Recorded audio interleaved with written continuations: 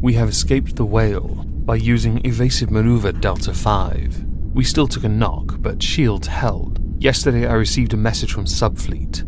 The crabs put a padlock on the docking bay door. When this quarantine is over, I'm going to end him. I suspect he's received aid from the Sith. Welcome everyone to the 12th Halls of Brackets in Unbracket Justice. Next week I will have my judge outfit in here. Currently it is in one of the cargo containers I've yet to open. Space is limited, so do bear with me, or just badger my avatar artist Christina Prime. Before we start with the subject of today's video, I will be streaming tonight on Twitch at 7 PM GMT, and there will be a political recap stream with Trups LP at 9:30 PM GMT on the Moisky Live channel, both linked down below. So today I want to talk about Alex Salmond. This particular case is one of great interest because it's been going on for quite some time and has finally reached a semi-conclusion.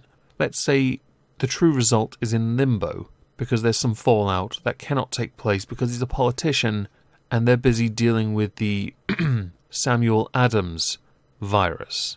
Alex Salmond, for those who don't know, was the leader of the SNP, who famously failed to divide the United Kingdom in 2014 via a Scottish independence referendum. While I for the most part think of him as nothing more than a rather gobby snake, he has been put through the mill by a rather large number of allegations, and as we now have a verdict, it is only right that we now address it. So the accusations came from many women while he was Scotland's First Minister between 2008 and 2014. Those accusations were of the SEX variety. A number of those accusations were also made that he had done these things at the First Minister's residence in Butte House, or Butte, I don't care how you pronounce it. Alex Salmond entered a plea of not guilty to all charges. It should be noted now that if he is proven innocent, it becomes a rather expensive witch hunt, which is certainly how this has been perceived, especially when you take into account the Scottish government had to admit they had acted unlawfully when it came to investigating this particular claim, or many of the claims against Alex Salmond. The trial location took place in Edinburgh's High Court, with Lady Dorian presiding over it. She is the second most senior judge in Scotland. She's the one that flips the chips. Now, unlike many countries, jurors in Scotland are not vetted, along with no balance of men and women jurors. No statements are offered, so it's straight to witnesses, which I think is somewhat efficient. The accused also doesn't have to prove innocence. The prosecution must prove guilt, an alien concept, I know. Jurors also do not have to be unanimous in giving a verdict, with only 8 of the 15 jurors required to declare guilt, innocence, or not proven. Now, I think it would be a good time to talk about anonymity, but I'm going to talk about the victim anonymity first. We will discuss anonymity for those in high office later. So the victims in this case are not allowed to be revealed by media, which includes online blogs and social media. They're not allowed to use anything that could identify the alleged victims of the offences, unless the person involved waives the right to anonymity. This remains the case even if the accused is ultimately cleared. As with all cases, the media are also restricted by contempt of court laws, and anyone who publishes or broadcasts anything that could potentially prejudice the trial, for example speculation about the guilt innocence of the accused, they can be prosecuted and imprisoned. These contempt laws apply to blogs and social media platforms such as Facebook and Twitter. My view is, if Alex Salmond is found innocent, and we do have a verdict, so we'll get to that soon, those who have failed to prove guilt should then be put up for perverting the course of justice, and if found guilty, they should then be named and shamed, and they can pay his legal bills if he's found innocent. Before the trial even began, Alex Salmond had been very vocal about the claims against him, although I would say he was a much more subdued character to how he normally was during the trial, no doubt because he realised his freedom was up for grabs, by declaring these claims to be deliberate fabrications. Since it is down to the prosecution to provide evidence, I want to address the prosecution's statements towards Alex Salmond, calling him a predator who abused his power to satisfy his desire with impunity, and that he had a pattern of brazen conduct and did it because he could. I should point out Alex Salmond did also claim that the deliberate fabrications were entirely for a political purpose, and we can certainly put our tinfoil hats on later for that. Continuing what the prosecution said, it is about a powerful man, lol, who abused his power to satisfy his sexual desires with impunity. It is hard to complain when you rely upon your abuser for opportunities and career development, and when you are fully aware of an abuser's reach and control. With him claiming that Alex Salmond's conduct had been intimidating, humiliating, degrading, and created an offensive environment, and that the women involved were courageous and brave women who spoke up to call out the abusive conduct of the former First Minister. Several witnesses during this trial described Alex Salmond as being a tactile person, but the prosecution argued that this was not a license to grope women, something to an extent that Alex Salmond conceded. He was an overly friendly person, and that can, of course, in certain current year settings, come off the wrong way. During the trial, one of the witnesses actually pointed out a flaw in one of the accusations levied at Alex Salmond. It concerned a date in 2014, where a witness said she'd attended a meal with Alex Salmond and a celebrity at Butte House in 2014, but the witness did not see one of the claimed victims at the house or residence at the time. That puts a dampener on it, doesn't it?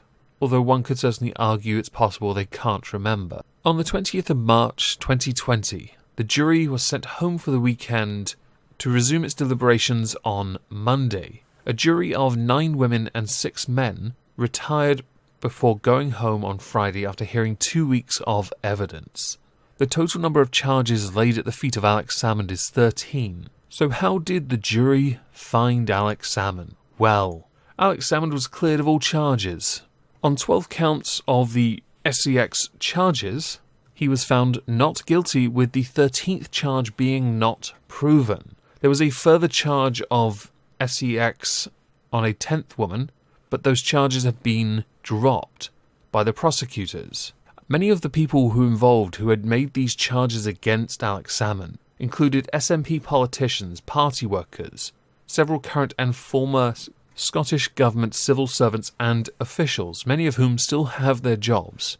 When leaving the courtroom, Alex Salmond did give a speech. Now, of course, he addressed the Samuel Adams virus as a priority for the government right now, but he did say that there was certain evidence that was yet to come to light, which tells me this case is far from over, and there are many matters that have yet to be truly settled. There will now undoubtedly be a number of questions and mentions and comments and criticisms thrown at Nicola Sturgeon, but these will be debated in the political arena for now, not legal. When asked about this, wee Jimmy Cranky Nicola Sturgeon did say that the jury's verdict must be respected, and that she will welcome the parliamentary inquiries that are to be held in our government's handling of the allegations against Alex Salmond, saying that I am a strong believer in a rigorous, robust, independent judicial process where complaints of this nature, if they come forward, are properly and thoroughly investigated. Due process takes its course and a court reaches a decision. I have no doubt that there will be further discussion around this issue in due course,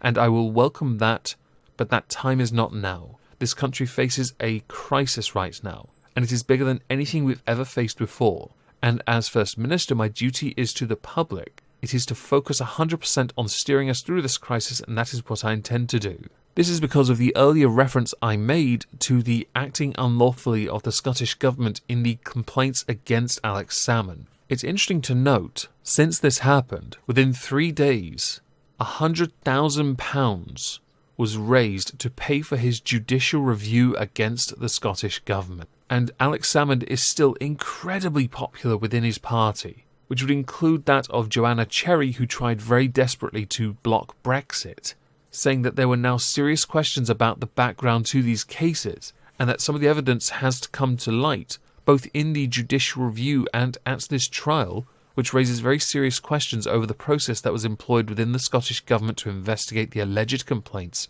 against Alex Salmond. Some of the fallout would include former aides of Nicola Sturgeon calling for top civil servants to quit over the botched Alex Salmond investigation. That former civil servant is called Noel Dolan, who has called on Permanent Secretary Leslie Evans to go for the good of the Scottish Civil Service, and that as she has cost the Scottish taxpayer a large amount of money, she should have gone in 2019. The botched investigation cost the taxpayer over £600,000 in legal fees.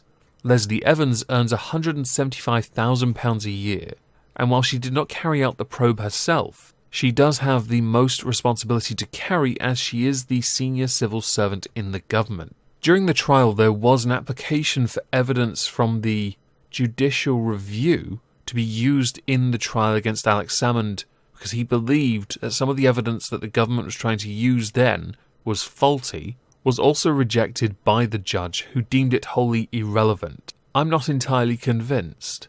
This all reeks of influence and manipulation. I find that intriguing. Now we get to discuss Fallout Additional. Let's call it Anonymity for Politicians and Other Public Figures, because this one is highly debatable. I have always said, and will continue to say, everyone is entitled to anonymity until proven guilty. Alex Salmond has been proven innocent on 12 out of 13, and the 13th being not proven. That doesn't mean he's innocent, of course, on that one charge, but they couldn't make their minds up. But on all the others, he was proven innocent. His name and his reputation and his career have been dragged through the mud. Through what does appear to be nothing more than a glorified witch hunt, the Scottish government should be in an ISO cube for their failure, along with Leslie Evans for handling of this. The wasting of time is astonishing, and I hope when the next review takes place, when this finally starts going further, perverting the course of justice is explored, because this is a waste of time on a monumental level. Do I think Alex Salmond deserves anonymity until proven guilty? Yes, I do. It's a debatable one, though, because I'm sure many people will say, no, he's a politician, public figure, you can't do that. Actually, I'm going to say that because I've always said that. I don't care who you are, I really don't. Unless you are proven guilty, you are innocent, and shouldn't be treated the way you are because of a claim that has yet to be proven. With this, and I'm linking quite a lot of sources related to this down below, I'm quite intrigued to know what you think. So please do let me know in the comments down below. If I don't see you tonight on Twitch or Moisky Live for either stream, hope you'll have a fantastic 5th day of quarantine, and thank you all for listening.